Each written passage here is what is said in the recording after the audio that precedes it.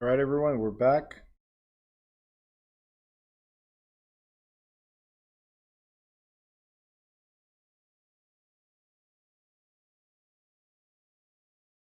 It was working.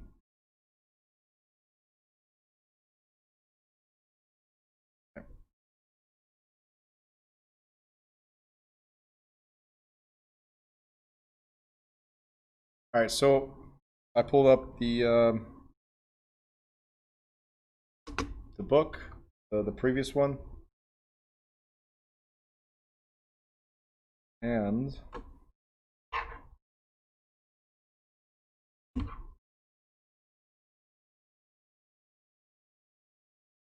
had here was, let's see here.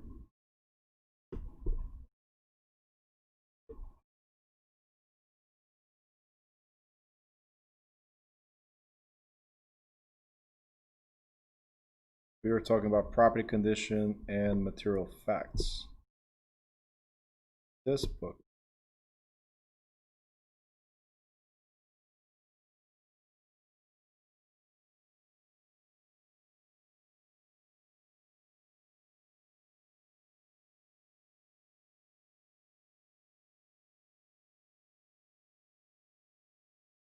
That.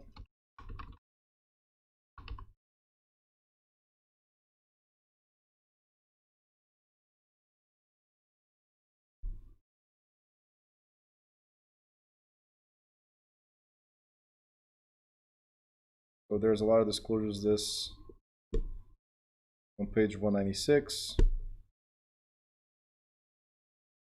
Talks about residential on your book, residential property condition disclosure, right of rescission, agent's responsibilities, completing the form, the seller's property condition form.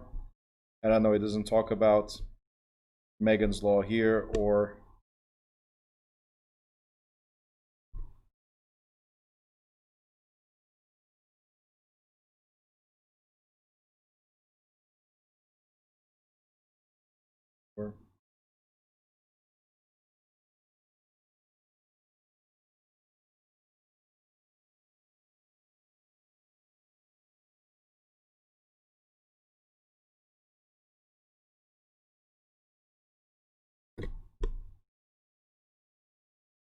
okay, so it's on page 142 under care. So we did cover it under care when needed to be disclosed or not. Right? So we briefly touched it here.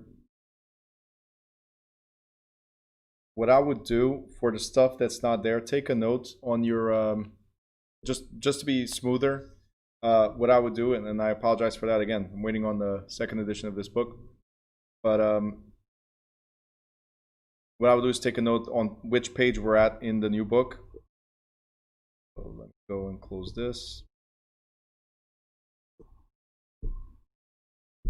So we were on page 303, and because in the student portal you have access to these pages, I would take a note, page 303, see property disclosure or property conditions, and then go to the PDF version on your student portal and look at it there, okay? And then if you have any questions, either watch the replay of it or send me a message and say, Bruno, during the class, I have first edition, I don't have the second edition. During the class, I did not have this particular statement. Can you explain it again? And I'll explain it again to you, okay? But definitely go over it and get back to me on that. So there's a few things. This happened to me with the previous book, with the Dearborn. Every time they went 12th, 13th, and now the 14th edition, it's like a puzzle. They take pieces from here and put it there, and from there and then put it here. Instead of, and I agree, with certain stuff was out of order, but instead of giving me a direct comparison, a proper direct comparison, all of them do this. I know you guys cannot see it here, but this is, it says the page that it was before, the page that is now, and that's why I've been assuming when you guys tell me, when I look here, oh, page 303, then for you is page 296 or something like that. It's based on what I have here. And I got the same thing with the 12th and 13th edition of the previous book that I was using. But because I was used to that book, it's easy for me to say, hey, go to this chapter, it's right there. They just switched. This book we just switched to, as I told you guys right in the beginning, my first time teaching the whole book. I did read it, I reviewed it, I know the material by heart. That's why I can explain it, but I'm still not familiar 100% with what page has what. And for those of you that know me, like Erica knows me from before, Vanessa as well, you know that I can recite almost anything from the previous book. So it's a matter of saying, hey, what is this? And I'll tell you, go to page whatever, it's right there, or chapter right in the beginning or right at the end. So I was very comfortable with that one. This one, I still have a few things I do not know where they are, but I can talk about it without missing a beat.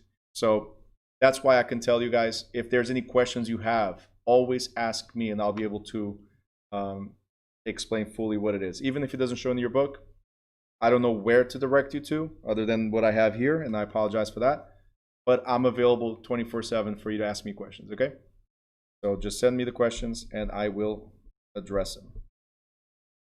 If anybody's watching on YouTube, the same goes to you. If you have any questions, if you use the Dearborn version or, thanks Yvette, if you use the Dearborn version or if you use this version that we have here, Principles of Real Estate Practice, definitely ask me questions and I will address them. Now, the next thing we're going to do, the second half, we're going to talk about right now environmental issues. Some of the stuff we already briefly talked about in different chapters. The biggest thing here is, again, we talked about it in chapter 8. The biggest thing here is lead-based paint. There has to be disclosures. This is part of property disclosures. We must disclose lead-based paint, right? And I'm not going to go too much in detail because in chapter 8 we did go in detail, okay? But lead-based paint, if the property was built before 1978, you should remember this, any property built before 1978 must have this disclosure both in the contract and in a booklet or pamphlet called Protect Your Family from Lead in Your Home. So if you guys remember that, this will be applicable for state exam, almost guaranteed, and also in real life, because there's a lot of properties built before 1978. So every time you have a property built before 1978, you have to present these disclosures and allow the buyer to inspect the property for lead-based paint, and they have 10 days to do so. Mold. Mold is based on moisture. So if there's a moisture in the house, it could grow mold. So property disclosures, if you see something, you have to say something, right? But sometimes we don't see it. There's a few things, and I'm going to talk about it real quick. There's a few things that sometimes are not immediately visible, right? But you can get a few hints at it. To give you an example, I had an inspector, husband of one of my students a few years back, and she tells me, my husband just went for an inspection the other day, and as he's inspecting the property, in the basement, as it comes out, in the basement there's a strong smell of paint. Not mold, paint, right? Everybody can paint their house, right? That's not a problem. The thing is, if nothing else is painted and clearly needs paint, right? Why is the basement painted? You guys understand where I'm getting at?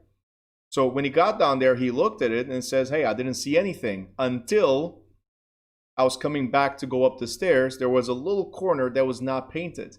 They missed that spot. And I was already doubting why they painted the basement, right?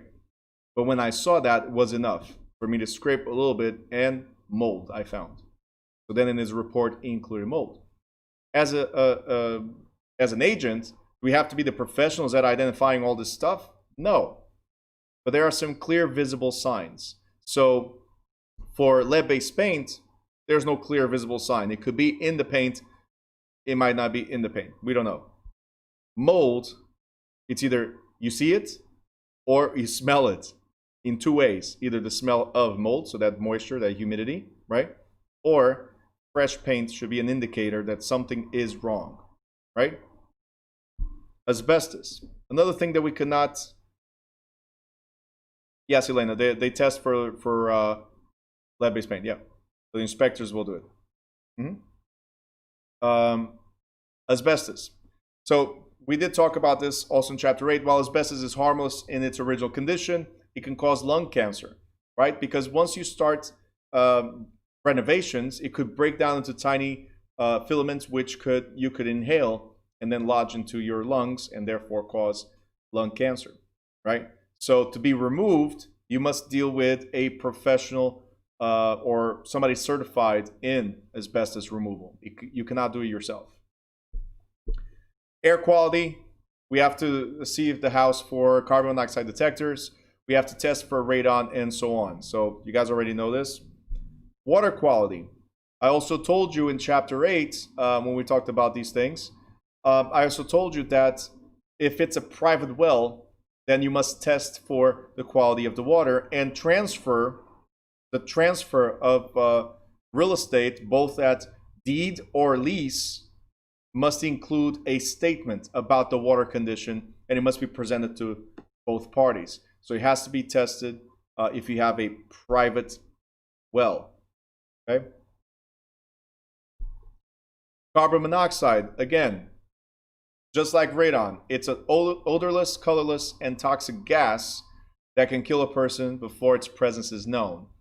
Both of them are the same, and I even told you it's the number one reason. These two are the number one reasons why, number one and two reason why you shouldn't live in a basement.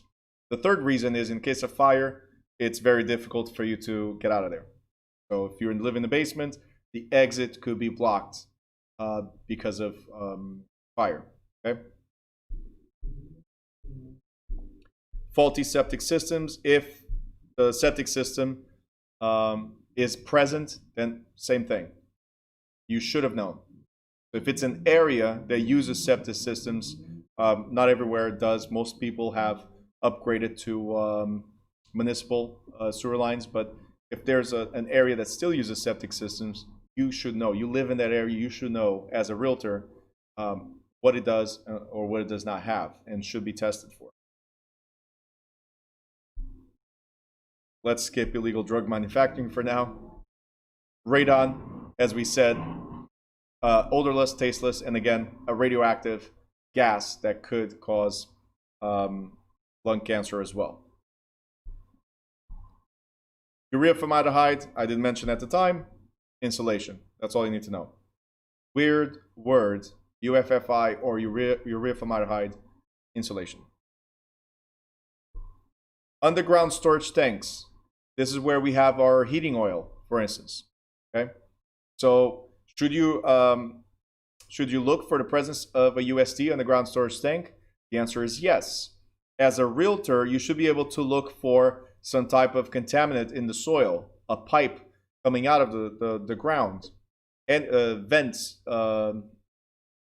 Fumes, fill pipes, all that stuff. You need to pay attention to see if there's any around. Sometimes the seller doesn't even know that he had one, right? Sometimes, because the seller once was a buyer. When they were a buyer, maybe they waived this inspection. They did not want to spend the money, the $175 or $200, whatever it is, to do the inspection.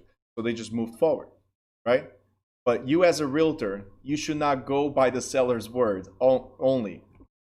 If you see something that it's of concern, like for instance, the whole grass is green, but there's a little patch where nothing grows, ask the seller, Mr. or Mrs. Seller, why? Like, I see everything is green, what happened here? If the seller says, hey, I don't know, we've tried everything, right? And here nothing grows.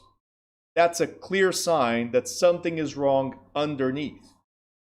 So why not test for the presence of an underground storage tank, all right? You see a pipe in the basement that doesn't connect anywhere, it's just there. If it's something weird that's just coming out of the wall, ask, what is this? Oh, I have no idea. They have natural gas. That was originally the pipe that would come into the furnace. I don't know. Ask. Should we inspect for the presence of a UST? The answer is yes. You guys got it?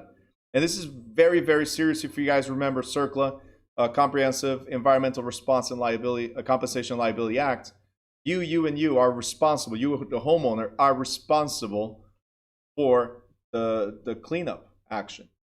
So, Mr. Seller, Mr. Buyer, we should inspect. Because if there's further damage to the property next door, right, besides your property, to the property next door, then you, the seller, could be responsible for the whole thing because the buyer can sue the previous owner. So everybody must be aware that this is a potential condition in the property. All right. And we talked about this. Brownfields.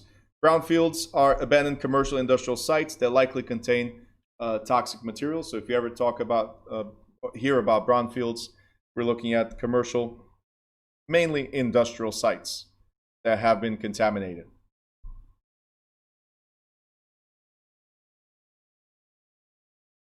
Okay, I already explained this. Again, lead-based paint. That's how serious this is. We keep on talking about this. Elena is asking, how much do inspectors usually cost? Jeffrey, cover your ears. Elena, here's the deal. I don't think you can go out and buy inspectors, right?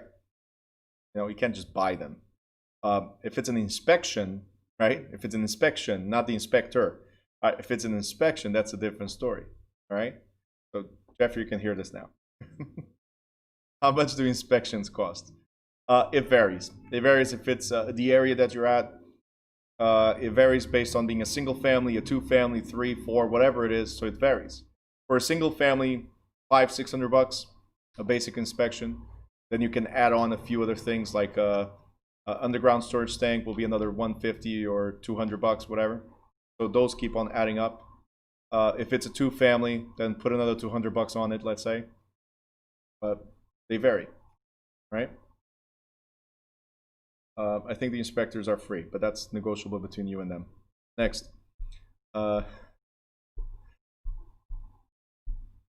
CERCLA. Talk about that again. Under CERCLA, current landowners as well as previous owners, I was saying, may be held liable, right? So you might be liable for the damage no matter what, right? And it says here, even if innocent. That's why SARA, which is a Superfund Amendment and re something act, I forgot right now. Wow, blank. Said in 1986. Yeah, don't give me that look, Erica. But I'm human. It happens, okay? So don't give me that look. Reauthorization Act. So SARA is the Superfund Amendment and Reauthorization Act. There you go. So they added 5 times the funding. So they put $45 billion aside nationwide to cover potential hazards, to fix potential hazards, right? But they also added the innocent landowner immunity clause. So under the Superfund originally, even if you're innocent, right, you would have to pay. Now, after SARA in 1986, you might prove that you'll be able to prove that you're innocent. If you can't, then you still have to clean up. Okay. Cover all this, limitations, blah, blah, blah. Termite inspections, you guys already, I'm sure you know that. Get a home inspection. And skip all these. Okay, on page 313. Again, it's just a quick repetition of some stuff we already disclosed. Is that what you have on 310 or 311? Agent disclosures. It says, right? It says that, again, if you know the result of an inspection, what must you do? Because it becomes a material fact, what must you do? You must pass along that information to the client and or customer. So you must always pass along that information. Okay. Now, HOAs. You guys know what an HOA is, right? HOA is a homeowner association. We're on 313 still. It's a homeowner association. One of the biggest issues with HOA or buying a property in a condo, whether it's a individual unit or in the building or single family, whatever way it might be, or houses in a row, townhome, right? If there's an HOA, then there's certain declarations, articles of incorporation, bylaws, which will be the biggest problem you'll have when trying to buy into a condo, right? Or trying to get rid of it. So this will be pretty much as, if you guys remember, I talked about time scamming, right?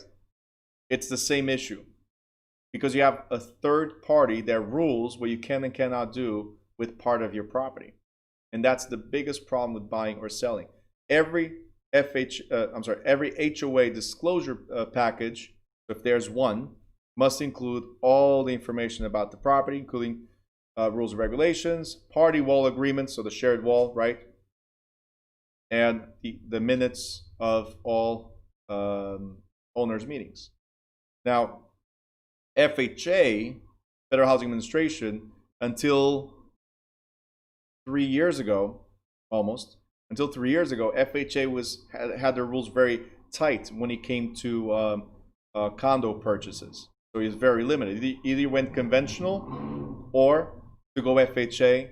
The HOA, so a lot of acronyms, the HOA had to be a very loose regulating entity, right, for the condo. So it's very, very, very difficult to buy or sell into HOAs. Thanks, Franciali. I appreciate it.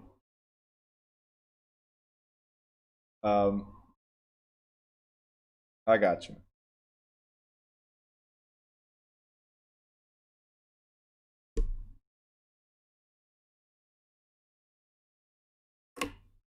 So other things that must come with it is the meeting of the directors or managers. So they're the ones that are ahead of the HOA. Financial documents like the balance sheet, income and expenditures, budget, reserve study, unpaid assessments, audit report, list of fees and changes, and list of insurance policies and list of assessments by unit type. Now, why do we need this stuff? Why would you as a buyer need to know this stuff right here? Who can tell me? Why would you as a buyer need to know what the HOA, right, homeowner association, is doing as far as financials go? Anybody? Let me know in the chat your thoughts.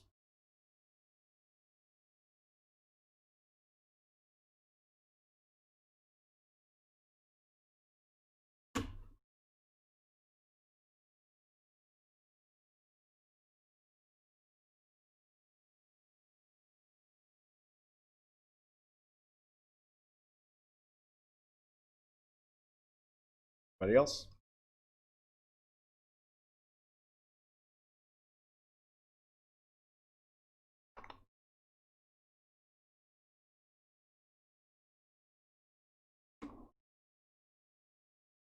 Because we share expenses, because they control necessary improvements in expenses, because I have an interest in the property, they can help with the expense.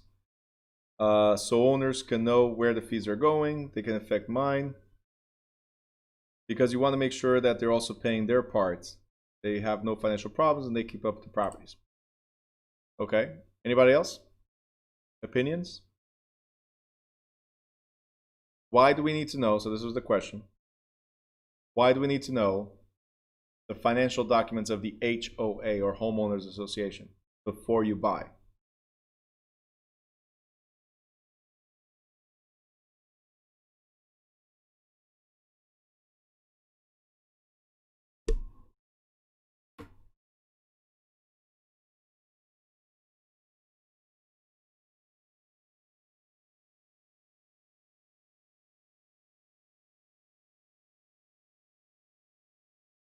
Like the truth before buying? Tell me the truth. The truth, I'm going to shake you down.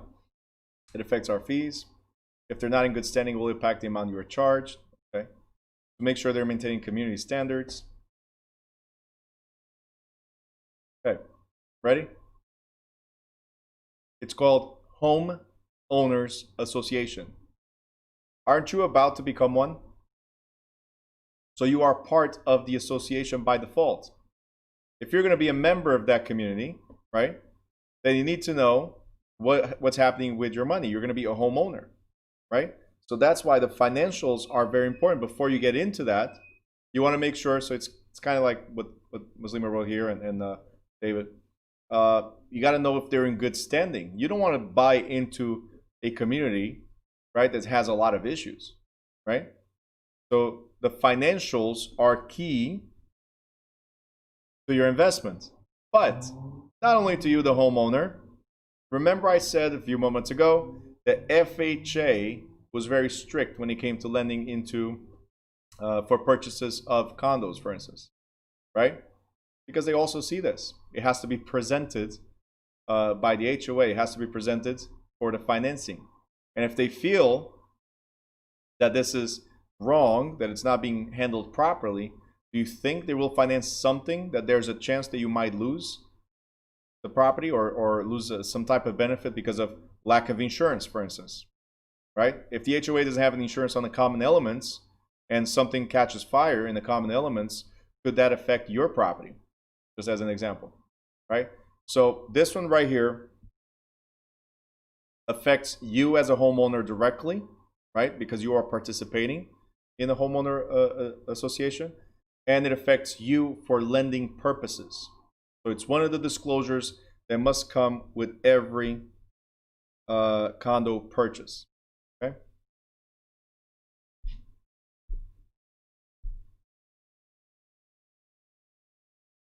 All right. I would actually do right now, if you guys can.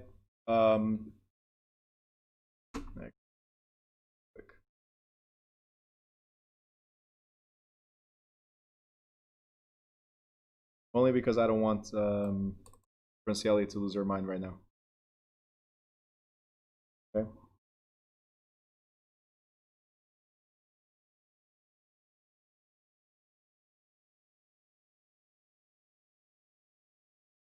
I just sent you the book on your computer. So this page. I mean this. Thanks. This chapter. This way you guys open up, because I know at this point I think it ended on the book, right? So go here directly. We are on page 314.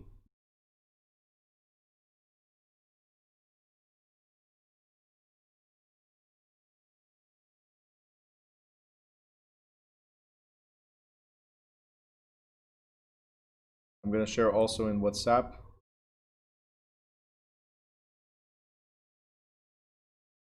You have 2 seconds to download before I delete it, so it will self-destruct. Get it to your phone right now. Go on WhatsApp.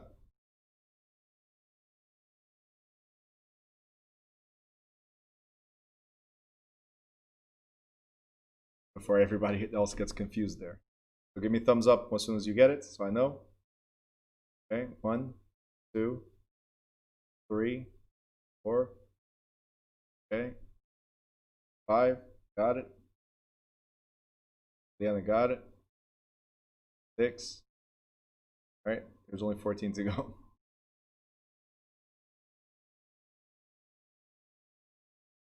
right, I'm deleting it from. Okay, got it. Perfect. Deleting it from WhatsApp right now. 3, 2, 1. Delete. All right.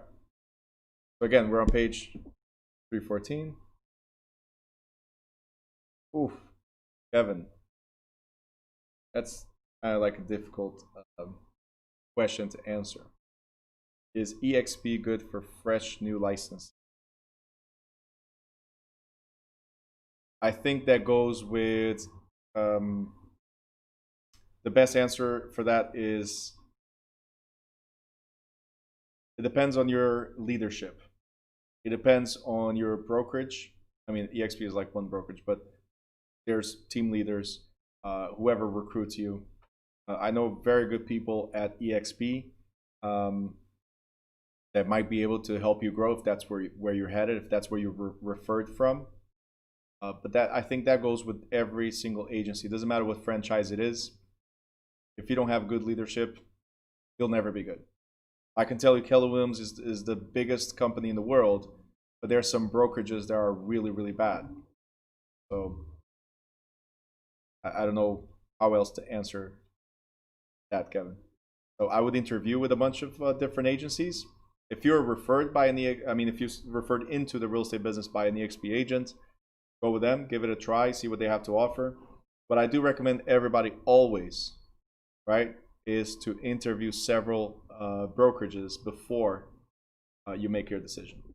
All right. If you guys need any help, if you need recommendations, we have a few agencies that that we can recommend you to, including obviously our own. But regardless, interview with different ones. Don't just go for one because, right? Interview with several. Very important. Okay, Kevin?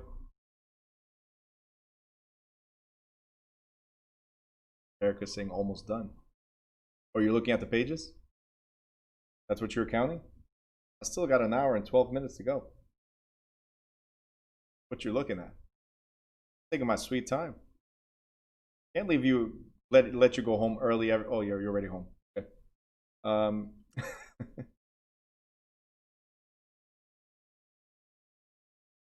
Half of the class is done. You're saying half of the class is done like great progress, or half of the class is done like, hey, please end this chapter. Sleeping? Usually I lose everybody around the 20th minute into the class. Everything else I say after that is wah, wah, wah, wah, wah, and it's gone. Right? The way it is. It's too many hours, I know. Vanessa's not yawning today. Right in the camera. Jeffrey, 3 exclamation points. He's one of those. Please be over. All right, moving forward. Now that everybody has the book, everybody's on other professional practices. So under page 314, everybody's there. Give me a thumbs up if you're there, everyone. Cool. All right.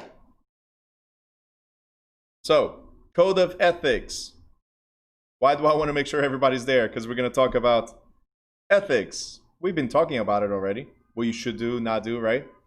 But ethics is very, very important in this business, even though some people seem to forget it. Every 2 years, here in the state of New Jersey, as an example, every 2 years you have to do continuous education. And guess what? That includes 2 hours of ethics. Every 2 years, we have to tell you, hey, you've been doing a great job as a realtor, but this is what's good, this is what's bad. Every 2 years. All right? Because people, unfortunately, fall off the boat a little bit when it seems like they can surf, right? So stay safe in the boat. Keep the ethics going. Knowing what's right, knowing what's wrong. The real estate industry has developed a code of professional standards and ethics as a guidance in serving the real estate needs of consumers. Now, professional code has emerged from 3 primary sources.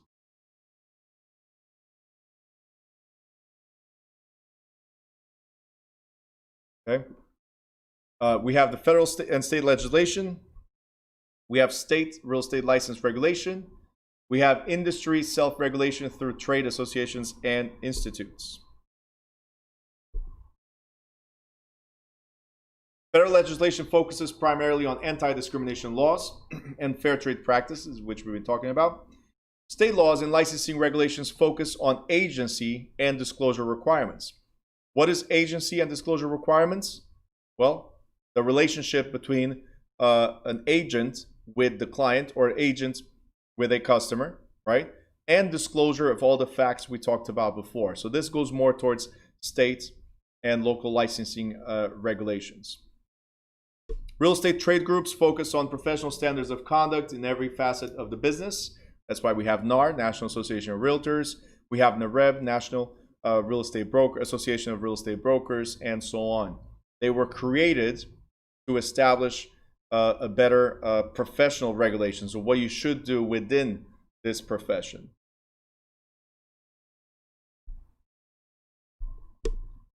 So today's professional ethics are not only important in one's career, they're also legal imperatives.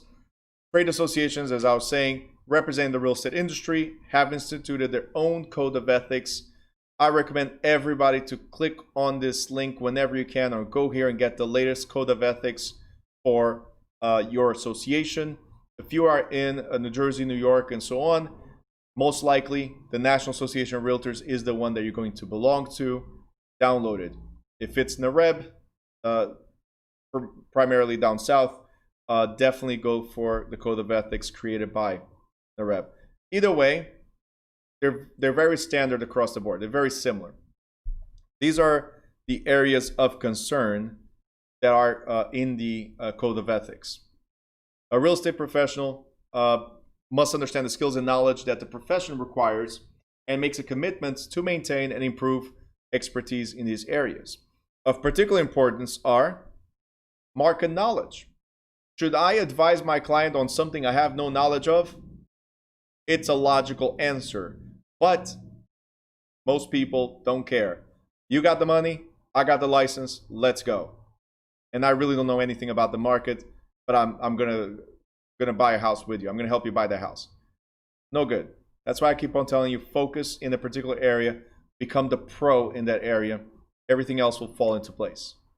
We have real estate laws that you need to know, what you can and cannot do, and evolving standards of practice.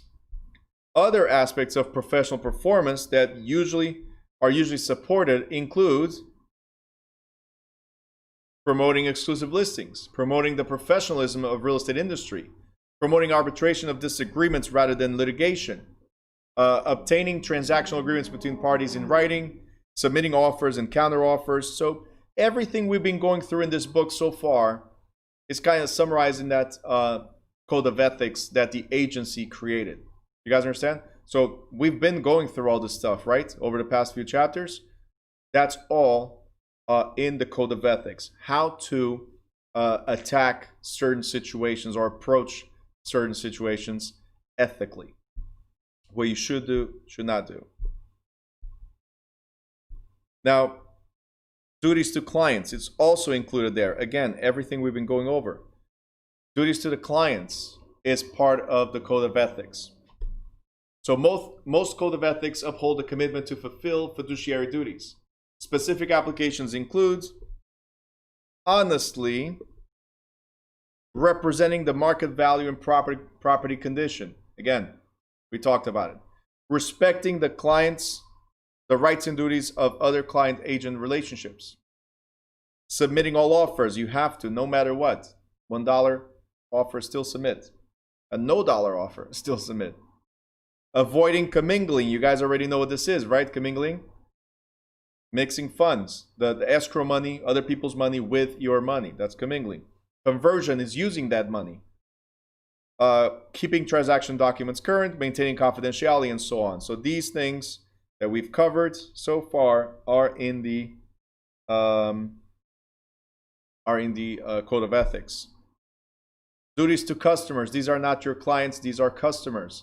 What duties do you have? Again, treat everybody fairly and honestly. You don't represent them, but you cannot lie to them either, right? If there are certain conditions of the property and the market value, you have to disclose, okay?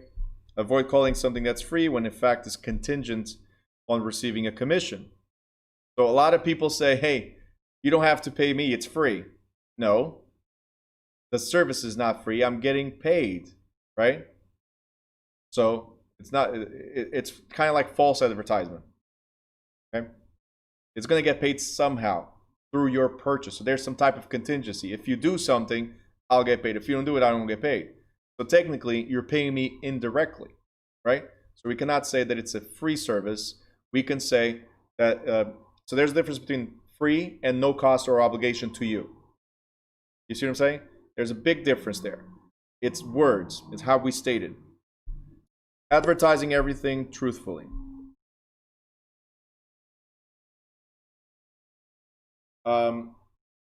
In compliance with applicable laws and to promote respect for a real estate profession, licensees should be careful to disclose, again, that the agent is going to receive compensation from more than one party in a transaction. So if it's a dual agency, you have to say, hey, Mr. Buyer, I represent the seller. Seller, I represent the buyer.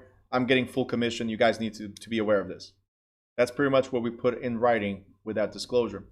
Property defects that could be reasonably apparent, right?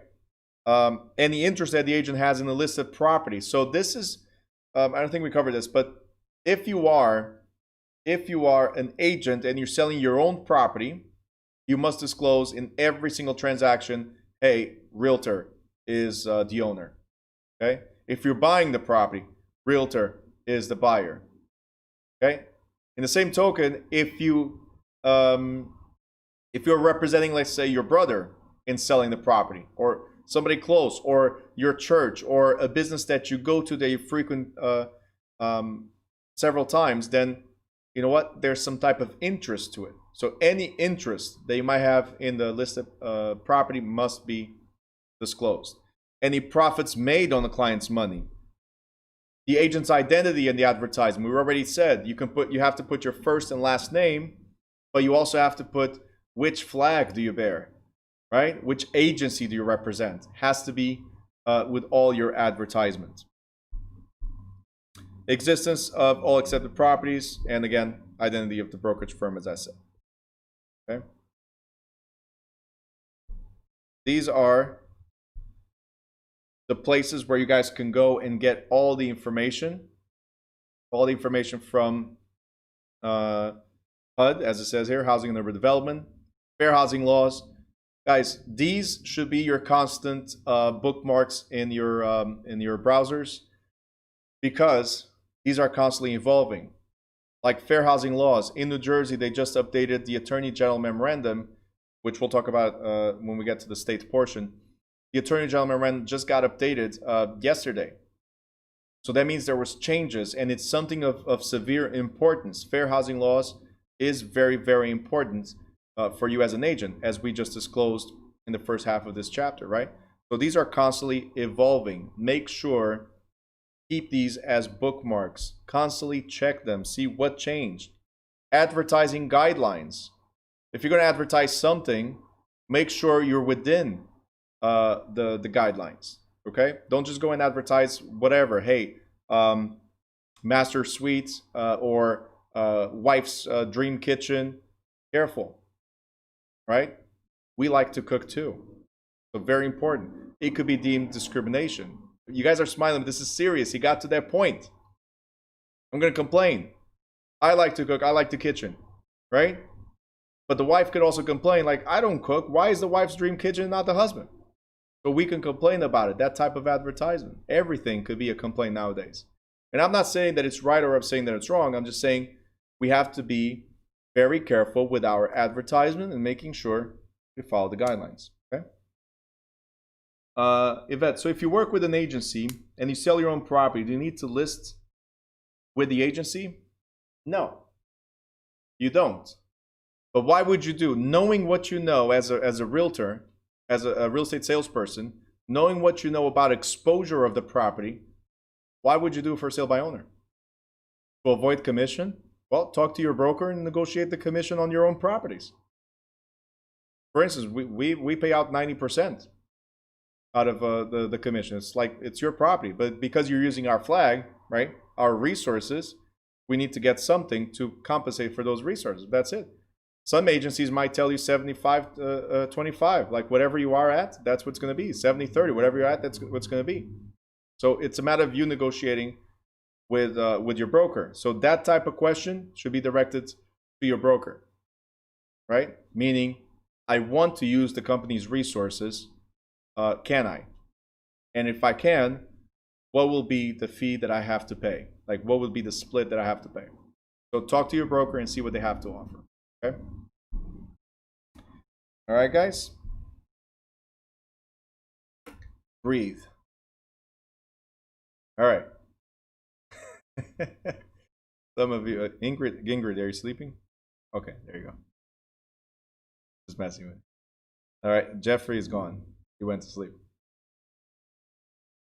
you have any other questions here, this chapter is, again, a very important chapter, professional practices. A lot of stuff that I skipped is because we addressed in other chapters, right? But especially agency law. But professional practices, there's a lot of failure in the state exam here in New Jersey. I don't know nationwide, but at least here in New Jersey, a lot of people fail in professional practices. Ethics, that's where you fail. Disclosure, that's where you fail. Agency law, that's where you fail. And between these, it's almost 30%, if not more, of the exam. So if you fail at 30% of the exam, you're safe.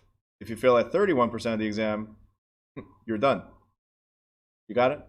So be a pro at these chapters. Very, very important. Hey, Kevin, if you're still there, reach out to me. 908-418-8325. Reach out to me on the WhatsApp. Send me a quick message, and I'll talk to you more about that.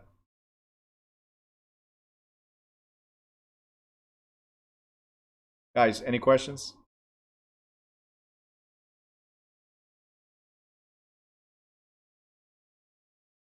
Going once? Twice? Make sure you put the question mark if you have questions. There you go. Robin has a question. Watch, she's going to be like, can we go? Yvette has a question. Mm-hmm.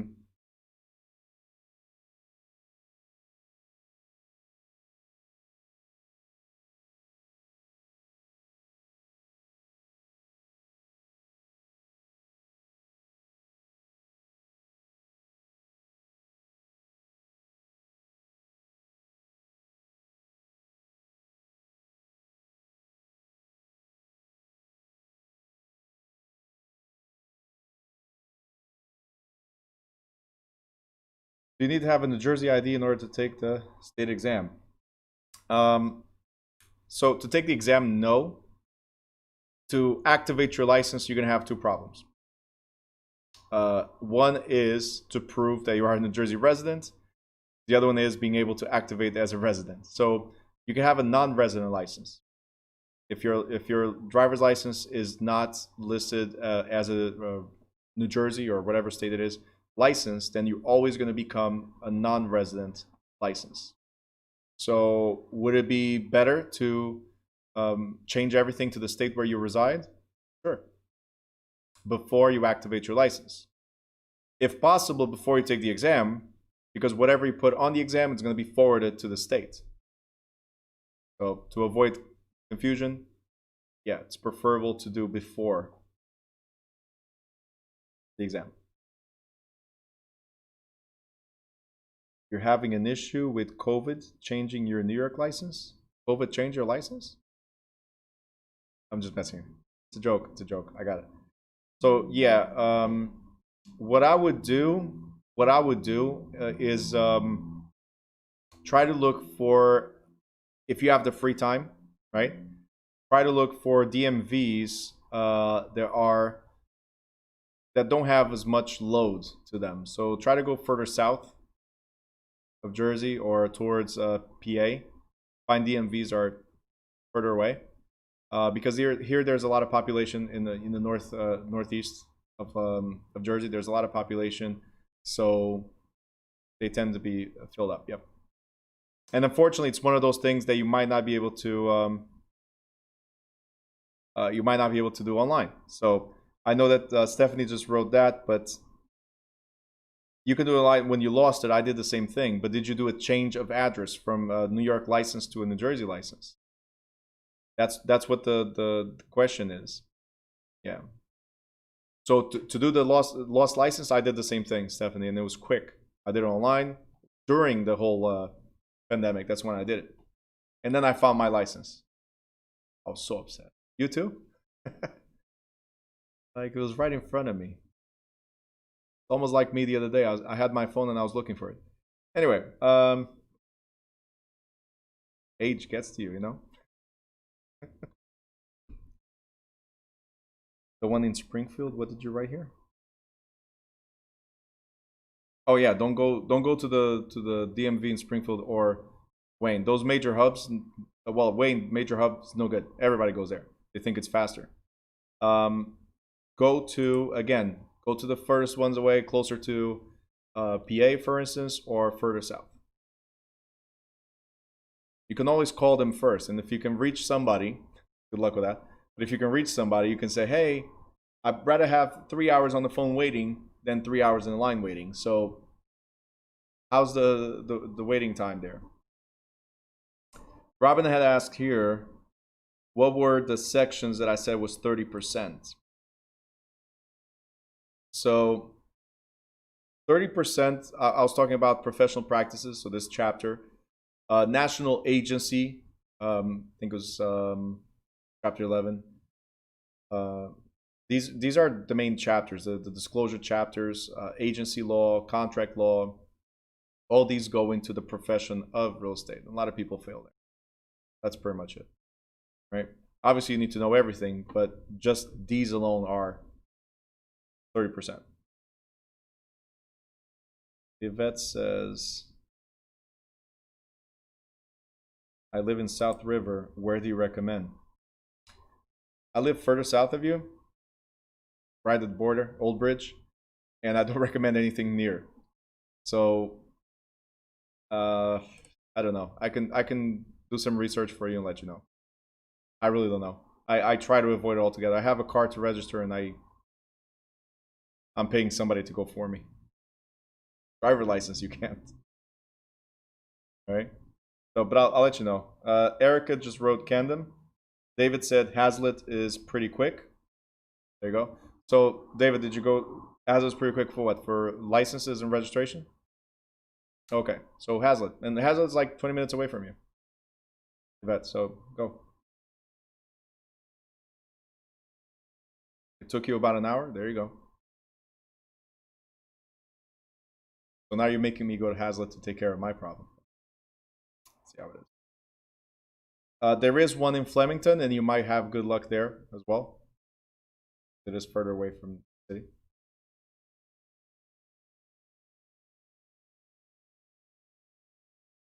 Keyword is actually that, shouldn't. Can you? Yes. But once you go activate your license, you will be deemed a non-resident. Okay? Until you change everything to New Jersey, to non-resident.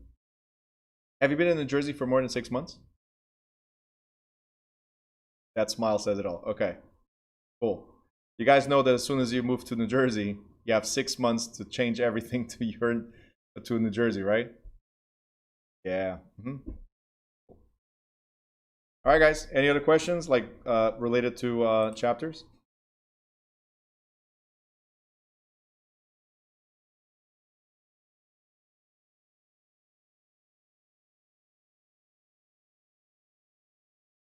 All right, Verona. Question.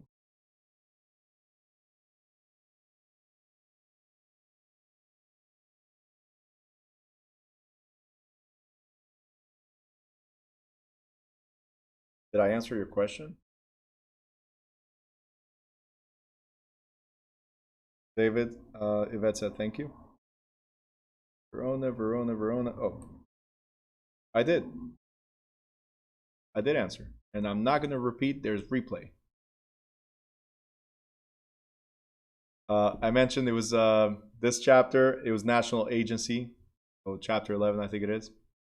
Right. Those were the heaviest chapters. Anything regarding agency, relationship, professional practice, so ethics, right? And obviously contract law is very important as well. So I think it was chapter 10, something like that. But contract law, agency law, and then professional practices, heavily tested. Next question.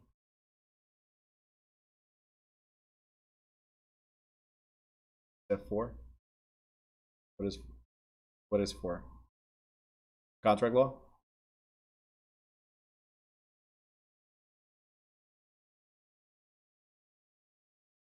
Oh, that is. Chapter 4. Ownership? Yeah, but that's a complicated chapter. It's not the most heavily tested chapter. One thing is being complicated. Another thing is being heavily tested.